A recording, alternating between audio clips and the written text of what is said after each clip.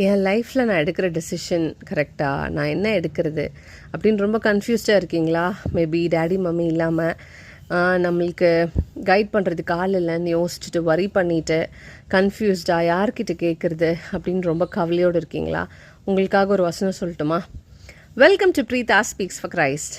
சங்கீதம் 32 அதிகாரம் 8 நான் உனக்கு போதித்து நீ நடக்க வேண்டிய வழியை உனக்கு காட்டுவேன், உண்மையில் என் கண்ணை வைத்து உனக்கு ஆலோசனை சொல்லுவேன். இங்கே 4 காரியங்கள் நம்ம பார்க்குறோம். நான் உனக்கு போதித்து, கர்த்தருக்கு பயப்படுகிற பிள்ளைகளுக்கு கர்த்தர் போதிக்கிறார். ஸோ நம்ம கர்த்தருக்கு பயப்படுகிற பிள்ளைகளாக இருக்க வேண்டும். அடுத்து, நீ நடக்க வேண்டிய வழியை உனக்கு காட்டுவேன். நமக்கு பிரயோஜனமாக இருக்கிறதை கர்த்தர் நமக்கு காட்டுவார். நமக்கு தேவையான ஒன்றை நமக்கு ஏசப்பா காட்டுவாங்க.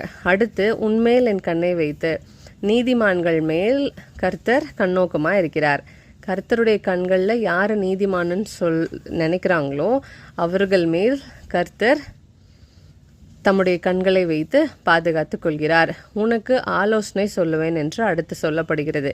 நம்மளுடைய தேவன், நம்மளுடைய தகப்பன் ஆலோசனை கர்த்தராக இருக்கிறார்.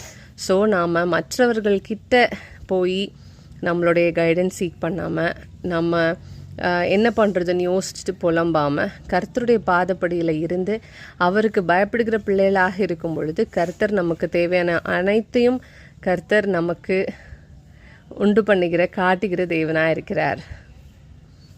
எதுக்கும் கவலைப்படாமல் இருங்க. God plus.